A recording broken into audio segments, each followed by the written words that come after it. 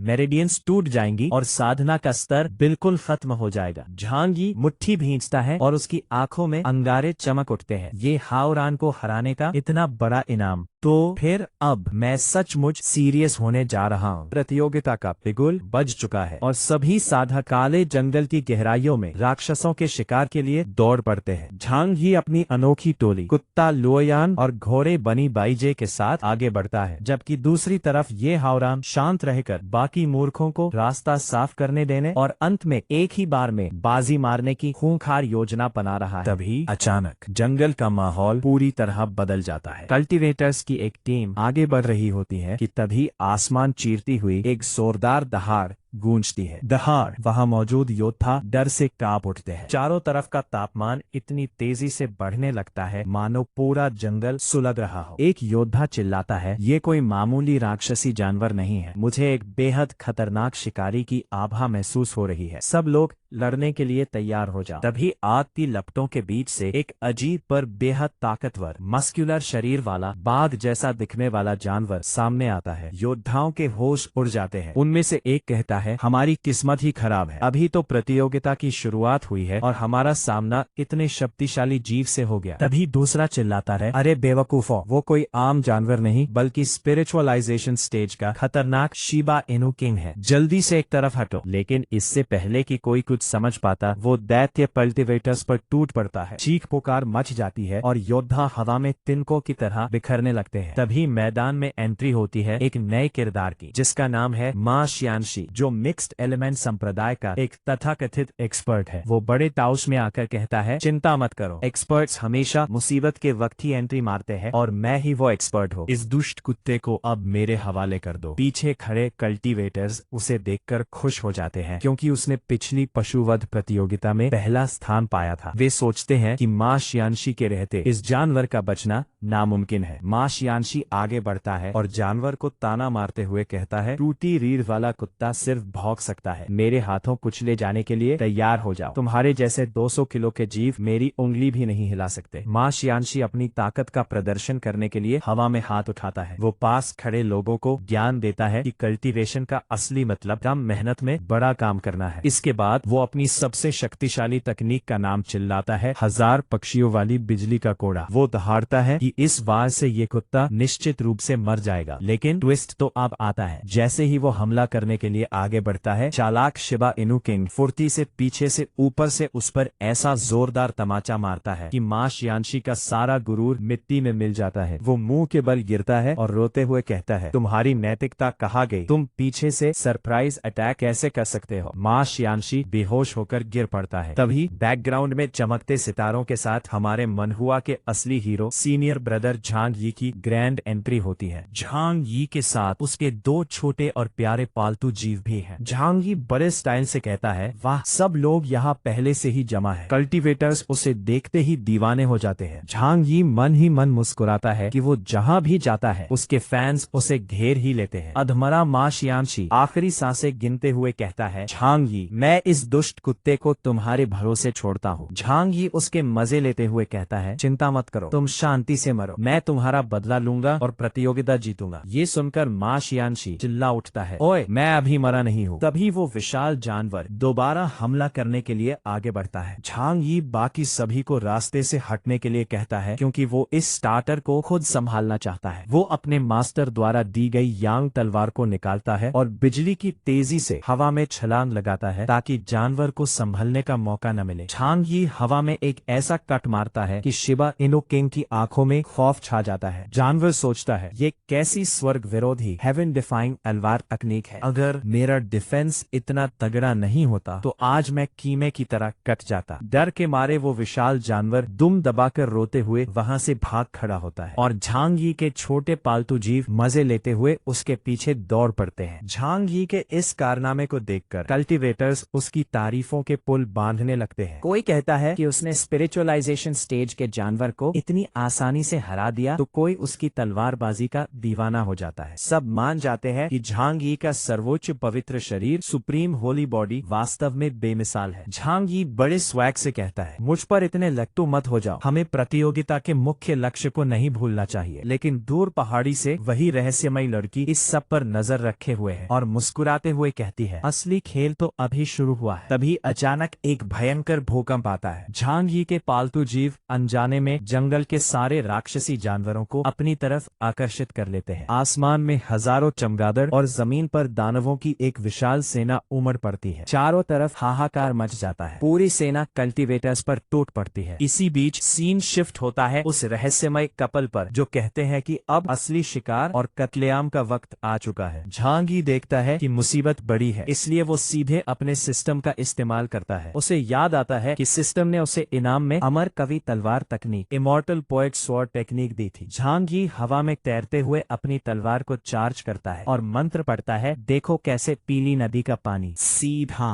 स्वर्ग से उतरता है और सागर में समा जाता है, जो कभी वापस नहीं लौटेगा। उसकी तलवार से इतनी भयानक और हिंसक आध्यात्मिक ऊर्जा निकलती है कि कल्टीवेटर्स दंग रह जाते हैं। उन्हें यकीन नहीं होता कि सिर्फ एक वार से कोई इतनी विनाशकारी ऊर्जा कैसे पैदा कर सकता है। इसी विनाश के बीच झांग यी के साथ रहने वाली एक लड़की का कुत्ता बनने का श्राप, डॉग कर्स, खत्म हो जाता है और वो अपने बेहद खूबसूरत इंसानी रूप में वापस आ जाती है। वो खुश होती है कि अब वो अपने दोनों हाथों से खाना खा पाएगी। दूसरी तरफ मुख्य निरीक्षण मंच पर बैठे बड़े बड़े कल्टीवेटर्स झांग यी की ताकत देखकर कांप उठते हैं। वे हिसाब लगाते हैं कि इस एक काव्यात्मक वार से झांग यी ने अकेले ही 3000 से अधिक राक्षसी जानवरों को मौत के घाट उतार दिया है। झांग यी अपनी तलवार को वापस म्यान में रखता है और हमेशा की तरह एक गहरे डायलॉग के साथ कहता है, हाँ, इस दुनिया में सबसे ताकतवर इनविंसिबल होना भी कितना अकेलापन देता है। ऐसी कोई मुसीबत नहीं जो मेरे एक वार से खत्म न हो। तभी झांग यी को सामने एक विशाल बैंगनी रंग का बाघ दिखाई देता है जिसे उसका सबसे बड़ा प्रतिद्वंद्वी ये हावरान मारने की कोशिश कर रहा है। झांग यी चिल्लाता है, यह मेरा शिकार है, इसे मैं किसी को छीनने नहीं दूंगा। दोनों योद्धा उस बाघ पर एक साथ झपटते हैं और बेचारा बाघ बीच में फंसकर डर के मारे रोने लगता है। ये हावरान पूरी तरह गुस्से में अंधा हो जाता है और झांग यी को जान से मारने की धमकी देता है। झांग यी भी चुनौती स्वीकार करता है। ये हावरान अपनी प्रतिबंधित तकनीक रक्त पुतली ब्लड प्यूपिल को एक्टिवेट कर लेता है, जिससे उसकी आंखें पूरी तरह लाल हो जाती है। दोनों के बीच एक विनाशकारी लड़ाई शुरू हो जाती है। ये हावरान अपनी ब्लड क्यूआई की मदद से हवा में ही खून के अनगिनत खंजर और हथियार बनाने लगता है। झांग यी उसकी इस बहुमुखी प्रतिभा को देखकर हैरान होता है। दोनों की लड़ाई इतनी भयानक होती है कि आसपास के कल्टीवेटर्स जान बचाकर भागने लगते हैं। प्रतियोगिता के रेफरी और आयोजक डर जाते हैं कि अगर इन दोनों को नहीं रोका गया तो पूरा मैदान तबाह हो जाएगा और प्रतियोगिता कभी पूरी नहीं हो पाएगी। लेकिन दोनों कल्टीवेटर्स एक दूसरे के खून के प्यासे हो चुके हैं। ये हावरान अपनी दोहरी पुतली डबल प्यूपिल की शक्ति से झांग यी की कमजोरियों को देखने का दावा करता है। झांग यी उसे ताना मारता है कि वो चीटिंग कर रहा है। इसके बाद झांग यी अपने सर्वोच्च पवित्र शरीर की पूरी ताकत को एक झटके में रिलीज करता है। दोनों के हथियार आपस में टकराते हैं और एक जोरदार धमाका होता है। जब धूल साफ होती है तो ये हावरान हैरान रह जाता है, क्योंकि झांग यी की शारीरिक ताकत उसके ब्लड प्यूपिल से भी कहीं ज्यादा भारी पड़ती है। दूर बैठी वही रहस्यमयी लड़की शीजी यह देखकर मुस्कुराती है कि भले ही झांग यी ज्यादा ताकतवर है, लेकिन ये हावरान के अंदर जीतने की जो पागलपन भरी जिद है वो उसका इस्तेमाल पूरी कल्टीवेशन की दुनिया पर राज करने के लिए करेगी। तभी संप्रदाय के मुख्य बुजुर्ग बीच में आकर अपनी शक्तियों से दोनों को अलग करते हैं और चिल्लाते हैं, बस करो, यह प्रतियोगिता जानवरों को मारने के लिए है, तुम्हारे पर्सनल ड्रामे के लिए नहीं। इसी के साथ प्रतियोगिता की समाप्ति की घोषणा होती है। जब अंतिम नतीजों का ऐलान होता है तो पूरा मैदान सन्न रह जाता है। ये हावरान ने कुल 13,600 जानवर मारे थे, जबकि हमारे हीरो झांग यी ने पूरे 13,650 जानवर मारकर इस चैंपियनशिप को अपने नाम कर लिया। झांग यी को इमॉर्टल मास्टर की उपाधि और पूरे 10 लाख स्पिरिट स्टोन्स का इनाम मिलता है। ये हावरान इस बेइज्जती को बर्दाश्त नहीं कर पाता और गुस्से में वहां से पैर पटकते हुए निकल जाता है। जीत के बाद झांग यी अपने आलीशान पेंट हाउस में आराम कर रहा होता है। उसके दोनों पेटू जीव इनाम में मिले कीमती स्पिरिट स्टोन्स को चिप्स की तरह चबा रहे होते हैं। आसपास कई महिला कल्टीवेटर्स शराब पीकर बेहोश पड़ी है। झांग यी खुद को एक सच्चा जेंटलमैन बताते हुए सोने की तैयारी करता है कि तभी अचानक उसके दिमाग में सिस्टम की स्क्रीन फ्लैश होती है। डिंग, डेस्टिनी टास्क एक्टिवेटेड। मिशन, कमरे में छुपे अदृश्य दुश्मन इनविजिबल एनिमी को हराओ। समय सीमा 10 मिनट। दंड, अगर हारे तो शरीर का कोई भी एक अंग हमेशा के लिए गायब हो जाएगा। झांग यी को अपनी गर्दन पर एक बर्फीली ठंडक महसूस होती है। वो समझ जाता है कि मौत उसके बिल्कुल करीब खड़ी है, लेकिन डरने के बजाय वो मुस्कुराता है और सोचता है कि डर को खत्म करने का एक ही तरीका है, पहले हमला करना। वो तेजी से पीछे मुड़ता है और हवा में झपट्टा मारकर चिल्लाता है, मैंने तुम्हें पकड़ लिया। झांग यी किसी अदृश्य दुश्मन को जमीन पर दबोचे हुए है। झांग यी बड़े गर्व से मुस्कुराते हुए कहता है, ऐसा लगता है कि मैं अपने छुपे हुए प्रतिद्वंदी को नीचे गिराने में कामयाब रहा। तुम्हारा मेरे हाथों में आना कितना दुर्भाग्यपूर्ण है। लेकिन ट्विस्ट ये है कि जिसे वो एक खतरनाक दुश्मन समझ रहा है, वो असल में एक खूबसूरत लड़की का आध्यात्मिक शरीर है। वो लड़की मन ही मन हैरान और परेशान होकर सोचती है, ये कमीना मुझे अपनी आध्यात्मिक अवस्था में भी ढूंढकर नीचे गिराने में कैसे कामयाब रहा। ये इतना दबाव डाल रहा है कि मैं बिल्कुल हिल भी नहीं पा रही हूँ। तभी झांग यी का हाथ गलती से लड़की के संवेदनशील अंगों पर लग जाता है। झांग यी का दिमाग घूम जाता है और वो सोचता है, ये अजीब है, ये इतना स्पंजी और नरम क्यों महसूस हो रहा है, क्या ये मेरा वहम है। लड़की गुस्से से लाल पीली हो जाती है और चिल्लाती है, कमीने दूर हटो। लड़की अपनी पूरी ताकत से झांग यी पर हमला करती है, लेकिन हमारे हीरो के पास डिटेक्शन स्किल, खोजने की कला है। वो तुरंत भाप जाता है, मुझे एक हमले का आभास हो रहा है। वो फुर्ती से वार को रोकता है और लड़की का पैर पकड़ लेता है। झांग यी हंसते हुए कहता है,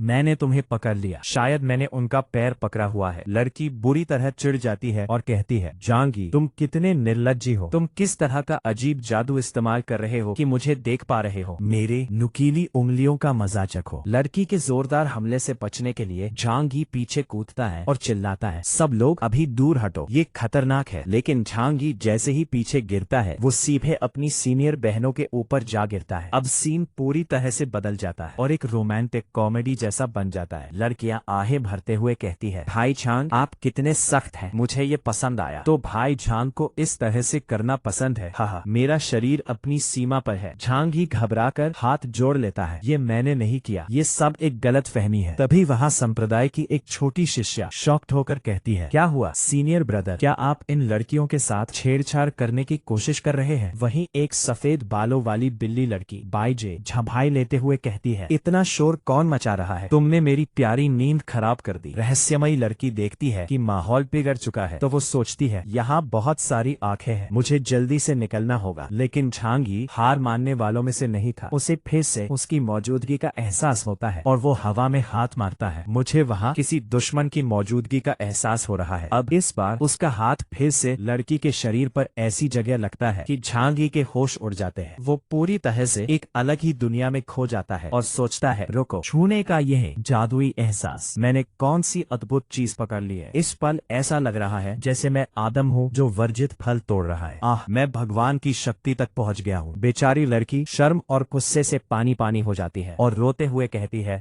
ये पहली बार है जब मेरे साथ ऐसा दुर्व्यवहार किया जा रहा है। वो जाते जाते चेतावनी देती है, झांग यी, अगली बार मैं तुम्हें नहीं छोड़ूंगी। तभी झांग यी के दिमाग में सिस्टम की आवाज गूंजती है, आपने अपने दुश्मन को सफलतापूर्वक वश में कर लिया है। इनाम लाफिंग पिल, हंसाने वाली गोली, एक रहस्यमयी गोली जो किसी को भी पागल और आज्ञाकारी बनाने में सक्षम है। झांग यी अपना गान सहलाते हुए सोचता है, मुझे बिना किसी बात के एक थप्पड़ खाना पड़ा। मैं तो ये भी नहीं देख पाया कि वो व्यक्ति कैसा दिखता था। झांग यी हैरान है कि बिना कुछ किए ही मिशन कैसे पूरा हो गया। तब सफेद बालों वाली दिव्य जंतु बाईजे उसे ज्ञान देती है, साधना कैलिपेशन की दुनिया में कई आध्यात्मिक शरीर होते हैं। वे मरे हुए एक्सपर्ट्स होते हैं जिनकी आत्मा और साधना का कुछ हिस्सा बचा रहता है। वे आम भूतों जैसे नहीं होते। झांग यी प्रभावित होकर कहता है, तुम सच में बहुत कुछ जानती हो। भविष्य में मुझे तुम्हें स्टूडेंट शाओ ए या सिरी बुलाना चाहिए। बाईजे गर्व से अपनी छाती फुलाकर कहती है, बिल्कुल, मैं सब कुछ जानने वाली प्रमाणित जीनियस हूँ। दूसरी तरफ एक दूसरे मंडप में विलेन ये हावरान उस रहस्यमयी लड़की से बात कर रहा होता है। वो पूछता है, अगर मैं गलत नहीं हूँ तो तुम झांग यी को ढूंढने गई थी, सही ना? लड़की गुस्से में कहती है, तो क्या हुआ अगर मैं गई थी? उसने अभी अभी मेरे साथ छेड़छाड़ भी की। वो ये हावरान को चिढ़ाती है कि क्या उसे जलन नहीं हो रही, लेकिन ये हावरान पूरी तरह से भावनाहीन, इमोशनलेस है। वो साफ कह देता है, मैं तुम्हें पसंद नहीं करता, मेरा बस एक ही लक्ष्य है, झांग यी को रास्ते से हटाना। जो मेरे मार्ग का रोड़ा है, ये पूरी दुनिया मेरी होगी। 2 दिन बाद झांग यी अपनी टीम के साथ वापस अपने संप्रदाय लौटता है। संप्रदाय की सभी लड़कियां झांग यी को देखकर दीवानी हो जाती हैं और चिल्लाती हैं, सीनियर ब्रदर वापस आए हैं, आपने जंतु संहार 20 स्लेंग प्रतियोगिता जीती है। झांग यी के साथ आई लड़की लुओयान सबको बताती है कि बाहर उसे कई राक्षसी जीवों को खाने का मौका मिला। तभी अचानक वहाँ उनकी खूबसूरत लेकिन बेहद सख्त मास्टर गुरु आ धमकती है। वे कड़क आवाज में कहती है, ये कैसा शोर है, सब लोग शांत हो जाओ। झांग यी, मेरे पीछे आओ, मुझे तुमसे जरूरी बात करनी है। झांग यी के पसीने छूट जाते हैं। मुझे इसके बारे में कुछ बुरा एहसास हो रहा है। बैठक हॉल में मास्टर पहले तो झांग यी की तारीफ करती है कि उसने ये हावरान को हरा दिया, लेकिन साथ ही चेतावनी देती है कि दुश्मन अब और मजबूत होकर बदला लेने आएगा। झांग यी कहता है कि वो समझता है और अपने दाव की राह पर आगे बढ़ेगा, लेकिन तभी मास्टर गुस्से से मेज पर हाथ मारती है और चिल्लाती है, इसके अलावा एक और बात है, अगली बार से लड़कियों के साथ घूमना फिरना बंद करो। मत भूलो तुम मेरे शिष्य हो और तुम भावनाहीन दाव, इमोशनलेस दाव की साधना करते हो। मैं यह भी जांच करूंगी कि तुम्हारे और एल्डर किंग लियान के बीच क्या खिचड़ी पक रही थी। झांग यी थोड़ा मजाक के मूड में आकर गालों पर उंगलियां रखकर पूछता है, क्या मास्टर को जलन ईर्ष्या हो रही है? मास्टर का पारा 7वें आसमान पर पहुंच जाता है। जलन? और वे झांग यी को एक ऐसी लात मारती है कि वो सीधे खिड़की तोड़कर बाहर जाकर गिरता है। झांग यी हवा में उड़ते हुए चिल्लाता है, चाहे जो भी हो, मैं हमेशा मास्टर से प्यार। मास्टर पीछे से चिल्लाती है, तुम गद्दार, अपनी हरकतें सुधारो। झांग यी जैसे ही जमीन पर गिरता है, लुओयान रोती हुई सीधी उसके ऊपर आकर गिरती है। वो आकर रोती हुई कहती है, सीनियर ब्रदर, मुझे किसी से जबरन शादी करने के लिए मजबूर किया जा रहा है। वह बताती है कि उसके पिता ने उसे 10 दिनों के अंदर महान झो के क्राउन प्रिंस युवराज से शादी करने का आदेश दिया है। झांग यी मन ही मन सोचता है कि लुओयान एक जनरल की रखेल की बेटी है जिसके साथ हमेशा एक मोहरे की तरह व्यवहार किया गया है। तभी लुओयान एक अजीब आइडिया देती है, सीनियर ब्रदर, आप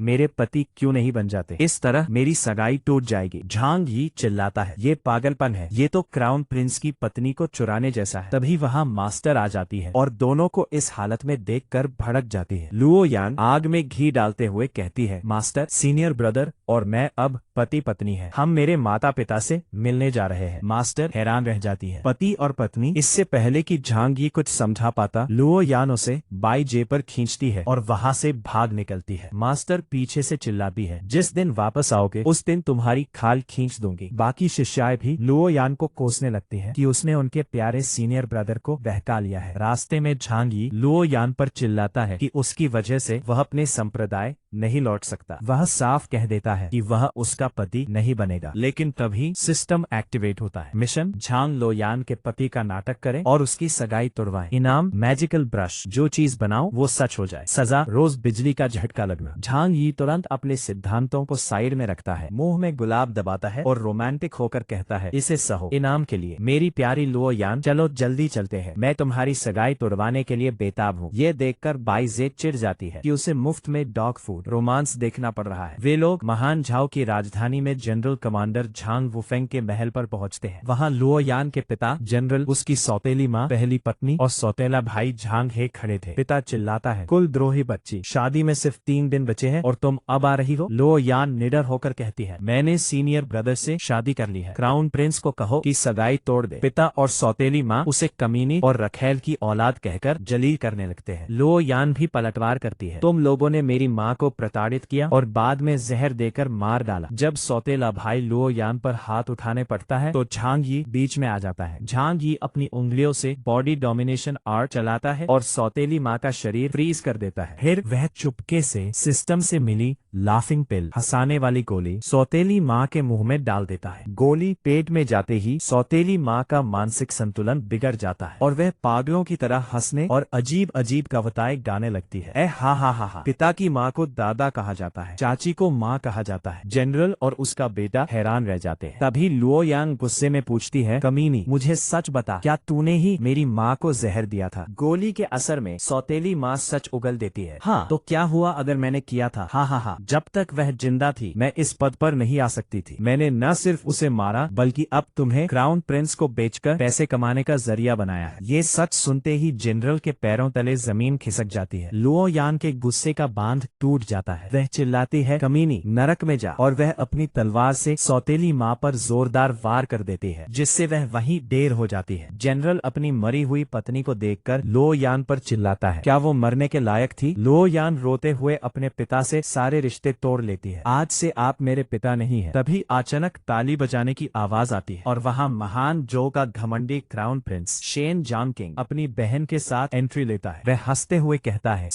आपका झांग निवास वास्तव में ड्रामे से भरा है। मैं बिल्कुल सही समय पर आया हूँ। कहाँ है मेरी होने वाली पत्नी लुओ यान? सौतेला भाई रोते हुए क्राउन प्रिंस के पैरों में गिर जाता है। युवराज, इस लुओ यान ने मेरी माँ को मार डाला, इसे सजा दीजिए। लेकिन क्राउन प्रिंस उसे लात मारकर दूर हटा देता है और कहता है, दफा हो जाओ, मैं यहाँ लुओ यान को देखने आया हूँ, तुम्हारे इन फालतू के पारिवारिक झंझटों को सुनने नहीं। लुओ यान का भाई ये देखकर स्तब्ध है जाता है कि क्राउन प्रिंस के लिए एक इंसान की जान की कोई कीमत नहीं। दो खूबसूरत सहेलियां, बहन लुयान और राजकुमारी शेन चेन्यू, लंबे समय के बाद एक दूसरे के गले मिल रही हैं। वे दोनों बचपन की पक्की सहेलियां हैं। तभी वहां एंट्री होती है हमारे हैंडसम हीरो झांग यी की। राजकुमारी चेन्यू जैसे ही झांग यी को देखती है वो शर्माते हुए कहती है कि उसने अपने महल में झांग यी का पोर्ट्रेट चित्र लगा रखा है, पर हकीकत में तो वो उस पेंटिंग से भी कहीं ज्यादा डैशिंग और हैंडसम लग रहा है। झांग यी भी मन ही मन सोचता है कि राजकुमारी वाकई बेहद खूबसूरत है। लेकिन तभी माहौल में ट्विस्ट आता है जब वहाँ का खड़ूस क्राउन प्रिंस युवराज बीच में कूद पड़ता है। वो झांग यी को पहचान लेता है कि ये वही अमर गुरु इमॉर्टल मास्टर है जिसने दैत्य वध प्रतियोगिता जीती थी। क्राउन प्रिंस बड़े घमंडी में झांग यी से पूछता है, तो तुम यहाँ खुद चलकर आए हो? क्या लुयान का हाथ मेरे हाथों में सौंपने आए हो? पर हमारा हीरो तो यहाँ किसी और ही इरादे से आया था। झांग यी सीधे शब्दों में कहता है, मुझे आपको निराश करना पड़ेगा महामहिम। मैं यहाँ लुयान की सगाई तोड़वाने आया हूँ। इतनी कम उम्र में बच्चों की शादी नहीं होनी चाहिए। इस पर क्राउन प्रिंस चिढ़ जाता है और कहता है कि वो 16 साल का है और ये कानूनी रूप से सही है और किसकी मजाल जो उसका विरोध करे। तभी सीन में बड़ा बड़ा धमाका होता है। खुद क्राउन प्रिंस की बहन राजकुमारी चेन्यू और लुयान दोनों चिल्लाती है, हम विरोध करते हैं। चेन्यू कहती है कि भाई को किसी लड़की पर शादी का दबाव बनाने का कोई हक नहीं है। अब क्राउन प्रिंस की हर तरफ से फजीहत हो रही थी। स्थिति को संभालने के लिए झांग यी एक कल्टीवेटर की तरह बात करता है और कहता है, हम साधक लोग ताकत से नहीं सदाचार से चीजें सुलझाते हैं, तो क्यों न हमारे बीच एक निष्पक्ष मुकाबला फेयर ड्यूअल हो जाए। अगर मैं जीता तो आपको सगाई तोड़नी होगी और अगर मैं हारा तो मैं बीच में दखल देना बंद कर दूंगा। घमंडी क्राउन प्रिंस को लगता है कि उसके पास इतने सारे उस्ताद रक्षक हैं, तो उसे डरने की क्या जरूरत है। वह चुनौती स्वीकार कर लेता है। मुकाबले की शुरुआत में क्राउन प्रिंस की तरफ से झांग हे नाम का एक कल्टीवेटर लड़ने आता है, जो झांग यी से अपनी माँ की मौत का बदला लेना चाहता है। वह बड़ी बड़ी बातें करते हुए हमला करता है, लेकिन हमारे हीरो के एक ही मुक्के के सामने उसकी सिट्टी पिट्टी गुम हो जाती है और वह सीधे सोने चला जाता है। क्राउन प्रिंस हैरान रह जाता है कि गोल्डन कोर स्टेज का उस्ताद एक ही पंच में ढेर हो गया। अब अपनी इज्जत बचाने के लिए क्राउन प्रिंस अपने 4 सबसे तगड़े स्वर्ण कवच रक्षकों 4 गोल्डन आर्मर गार्ड्स को बुलाता है, जो सिर्फ शारीरिक ताकत की साधना करते हैं। झांग ही समझ जाता है कि इन्हें घेरने का मौका नहीं देना है और फिर हमारा हीरो शुरू करता है अपनी सबसे अनैतिक और अश्लील फाइटिंग स्टाइल। वह रक्षकों से कहता है, कतार में आओ, और सीधे उनके गुप्तांगों बॉल्स पर ताबड़तोड़ वार करना शुरू कर देता है। बेचारे कल्टीवेटर रक्षक अपनी मम्मी को याद करते हुए दर्द से बिलबिला उठते हैं कि ये कैसा गंदा फाइटिंग स्टाइल है। पीछे खड़ी लोयान जहां झांग यी को अनैतिक कहती है, वही राजकुमारी चेन्यू को उसकी ये बेशरम तकनीक भी बड़ी कूल लगती है। रक्षकों को हराने के बाद खुद क्राउन प्रिंस मैदान में उतरता है, क्योंकि उसके पास सर्वोच्च पवित्र शरीर सुप्रीम होली बॉडी की शक्ति है। वह झांग यी पर हमला करता है, लेकिन झांग यी हवा में उड़कर सीधे उसके चेहरे पर एक जोरदार पंच जड़ देता है। यहाँ पर कहानी में एक महा कॉमेडी ट्विस्ट आता है। क्राउन प्रिंस को उम्मीद थी कि उसे दर्द होगा, लेकिन मुक्का खाने के बाद उसके चेहरे पर एक अजीब सा परपीड़क परवर्त और सुकोमल भाव आ जाता है। वह सोचता है, वाह, भले ही पंच भारी था पर इससे मेरी नसों को बड़ा आराम मिला। ये तो यहोंग कोर्ट के स्पा से भी बेहतर है। झांग यी उसका ये ठरकी चेहरा देखकर डर जाता है और सोचता है कि इसका डिफेंस बहुत अजीब है। अब झांग यी सोचता है कि इस गरिमापूर्ण क्राउन प्रिंस के लिए उसे एक गरिमापूर्ण हथियार निकालना ही होगा। वह अपने सिस्टम की शक्ति का इस्तेमाल करता है और सम्मन करता है एक आरपीजी आध्यात्मिक क्यूई रॉकेट लॉन्चर। आसपास खड़े लोग चिल्ला उठते हैं, ये कितना क्रूर है, ये तो आधुनिक हथियार निकाला लाया। झांग यी सीधे क्राउन प्रिंस पर रॉकेट दाग देता है और एक जोरदार धमाका बूम होता है। ऐसा लगता है जैसे आसमान में पटाखे फूट रहे हों। जब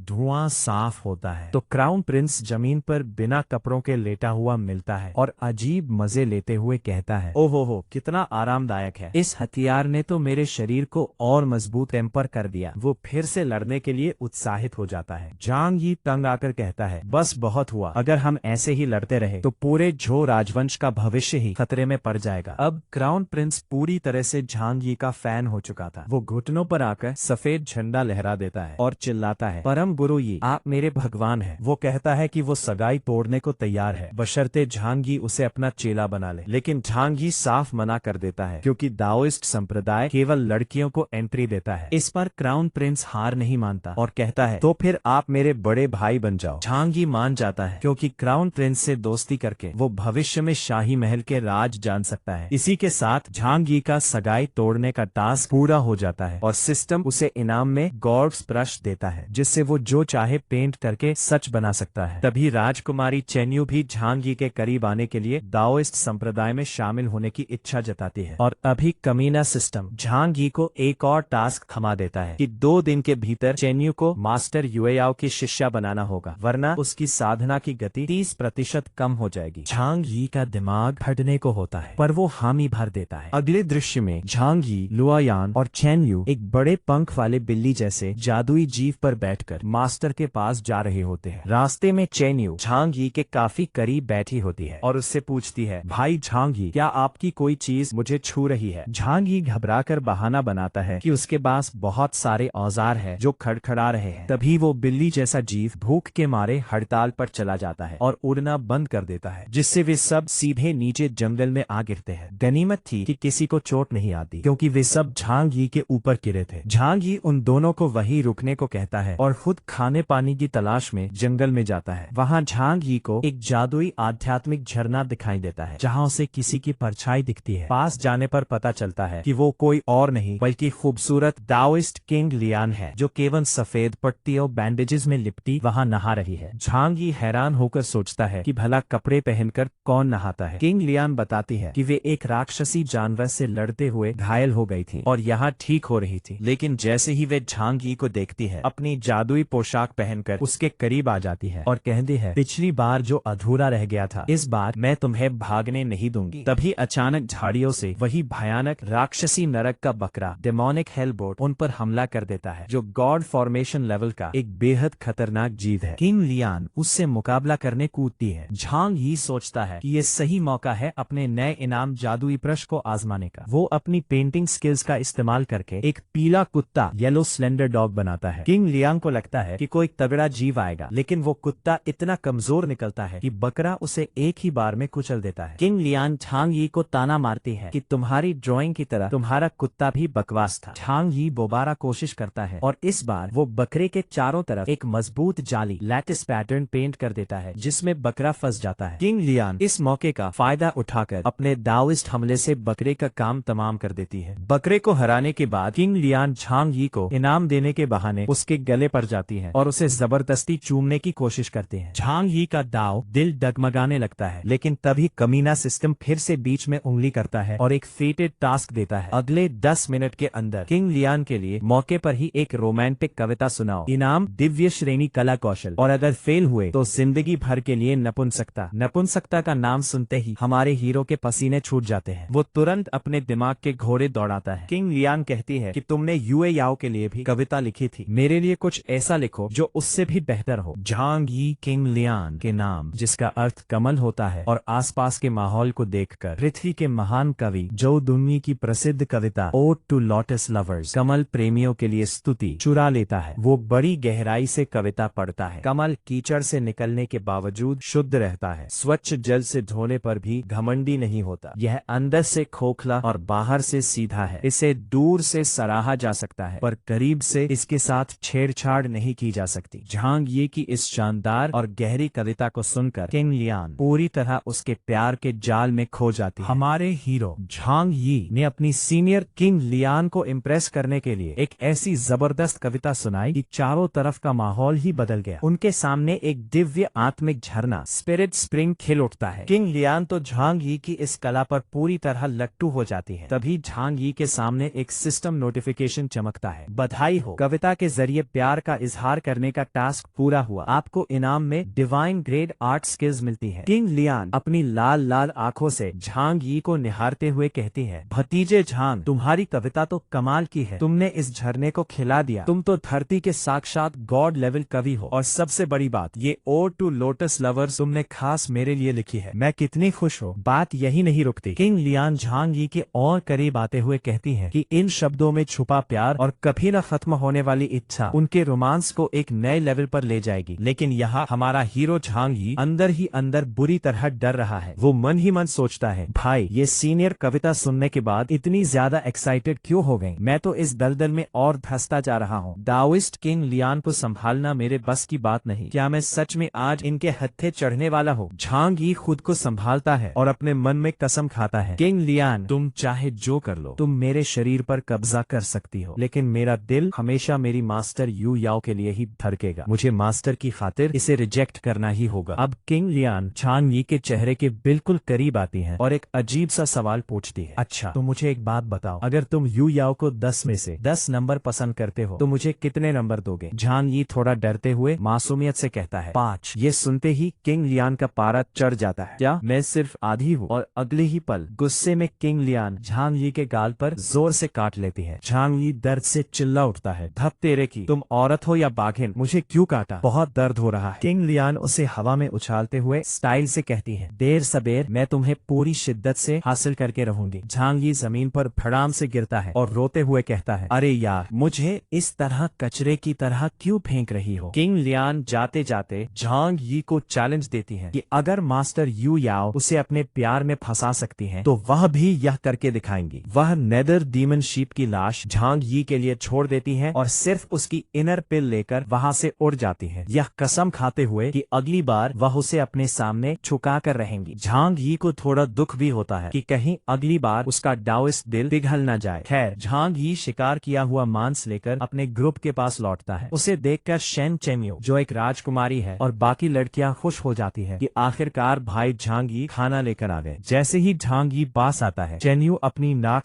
ओढ़ती है और कहती है, भाई झांग यी, आपके बदन से किसी दूसरी औरत की खुशबू आ रही है। झांग यी के पसीने छोड़ जाते हैं। वह हंसकर बात टालने की कोशिश करता है, अरे इस घने जंगल में औरत कहाँ से आएगी। हाँ, लेकिन चेन्यू उसकी आंखों में आंखें डालकर कहती है, मुझे किसी के झूठ बोलने की बू आ रही है। झांग यी तुरंत बात बदलते हुए कहता है, चेन्यू इतना मत सोचो, चलो सब लोग मिलकर मस्त भुना हुआ मांस खाते हैं। मांस का नाम सुनते ही भूखी छोटी लड़की बाइजे तुरंत होश में आ जाती है। हालांकि चेन्यू मन ही मन सोचती है कि झांग यी की इस कमजोरी का फायदा उठाकर वो उससे अपनी हर बात मनवाएगी। शाम के समय पूरा ग्रुप डाओइस्ट संप्रदाय पहुंचता है। झांग यी को डर है कि लुयान की सगाई तोड़वाने के चक्कर में उसने संप्रदाय के नियम तोड़े हैं, इसलिए मास्टर उसे छोड़ेंगी नहीं। संप्रदाय में कदम रखते ही सारी सीनियर सिस्टर्स झांग यी पर टूट पड़ती है। अरे हमारे प्यारे भाई आ गए, आप तो और भी हैंडसम हो गए हैं। मैं रात को आपके लिए स्पेशल नूडल्स बनाऊंगी। तभी अचानक बैकग्राउंड में बिजली कड़कती है और एंट्री होती है बेहद खूबसूरत लेकिन गुस्से से लाल पीली मास्टर यू याओ की। मास्टर को देखते ही झांग यी की सिट्टी पिट्टी गुम हो जाती है, क्योंकि मास्टर की आंखों में साफ मर्डर्स लुक, कातिलाना गुस्सा दिख रहा था। मास्टर कड़कती आवाज में कहती है, झांग यी, तुम लुयान से शादी का नाटक करने भागे थे ना, अब किस मोह से वापस आए हो। झांग यी को अपनी मौत सामने नजर आ रही थी। तभी मासूम और बेवकूफ चेन्यू मास्टर यू याओ को देखकर उनकी फैन बन जाती है। वो बीच में कूदकर कहती है, वाह मास्टर, आप कितनी सुंदर है। मैं तो भाई झांग यी के लिए यहाँ आई थी, पर आपको देखकर मेरा टारगेट बदल गया। मुझे अपनी शिष्या बना लीजिए। लुओयान बात संभालने की कोशिश करती है कि झांग यी सिर्फ उसकी मदद कर रहा था, लेकिन मास्टर का गुस्सा 7वें आसमान पर पहुंच जाता है। वो चिल्लाती है, तुम दोनों ने संप्रदाय के नियम तोड़े हैं, अभी पुराने पापों का हिसाब बाकी है और तुम एक नई शिष्या लाने की बात कर रहे हो। तुम दोनों को सजा मिलकर रहेगी। मास्टर तुरंत अपना जादुई शून्य थैला वॉइड बैग निकालती है और मंत्र पढ़कर झांग यी और लोयान को उसमें कैद कर लेती है। चेन यू रोने लगती है कि उसकी वजह से दोनों को सजा मिली, लेकिन मास्टर उसे झिड़क देती है। थैले के अंदर लोयान झांग यी से माफी मांगती है, पर झांग यी कहता है कि मास्टर ने उन्हें सिर्फ बंद किया है, जान से नहीं मारा, यही बहुत है। तभी झांग यी के सामने फिर सिस्टम टास्क आता है, 16 घंटे के अंदर चेन्यू को मास्टर की शिष्या बनवाओ, वरना कल्टिवेशन स्पीड 30% घट जाएगी। झांग यी निराश हो जाता है क्योंकि वे खुद कैद में है। बाहर मूसलाधार बारिश शुरू हो जाती है। चेन्यू हार नहीं मानती और संप्रदाय के सामने घुटनों के बल बैठकर रोते हुए प्रार्थना करती है कि मास्टर उसे स्वीकार कर ले। संप्रदाय के दूसरे लोग भी उसकी इस दृढ़ इच्छा शक्ति को देखकर हैरान थे। खिड़की से मास्टर यू याओ चेन्यू को बारिश में भीगते हुए देखती है। चेन्यू को देखकर मास्टर को अपना बचपन याद आ जाता है। फ्लैशबैक में दिखाया जाता है कि कैसे छोटी यू याओ जब संप्रदाय में शामिल होने आई थी तो कुछ दुष्ट साधकों ने उसके सारे पैसे छीन लिए थे, उसे लात मारकर भगा दिया था और भिखारी कहा था। लेकिन उस वक्त छोटी यू याओ ने कसम खाई थी कि वे कभी हार नहीं मानेगी और खुद के दम पर सबसे मजबूत बनेगी। अतीत की यादों से बाहर आते हुए मास्टर सोचती है कि अगर चेन्यू सच में शिष्या बनना चाहती है तो उसका दिल भी ऐसा ही मजबूत होना चाहिए। अगले दिन बारिश रुकती है। मास्टर यू याओ चेन्यू के पास आती है और पूछती है, तुम डाओइस्ट संप्रदाय में क्यों शामिल होना चाहती हो। चेन्यू हाथ जोड़कर कहती है, मास्टर, पहले मैं किसी और वजह से आई थी, लेकिन अब मेरा लक्ष्य महान डाओइस्ट मार्ग की साधना करना है। मास्टर मुस्कुराती हैं और कहती हैं, ठीक है, बारिश के बाद यहाँ बहुत पानी जमा है, इसकी सफाई करो। चेन्यू खुशी से झूम उठती है, थैंक यू मास्टर, आपने मुझे स्वीकार कर लिया। अब चेन्यू का मामला तो सेटल हो गया। तो मास्टर यू याओ को झांग यी और लुआयान की याद आती है। वो थैले को चेक करती है और देखती है कि दोनों की सांसें बहुत धीमी है। वो घबरा जाती है, अरे कहीं ये दोनों अंदर घुट तो नहीं गए। लेकिन जैसे ही वो जादुई थैले के अंदर झांकती है, उनके होश उड़ जाते हैं। झांग यी और लुआयान अंदर मजे से एक दूसरे के सहारे घोड़े बेचकर सो रहे थे और खर्राटे जी मार रहे थे। मास्टर गुस्से और हैरानी से अपना सिर पकड़ लेती है।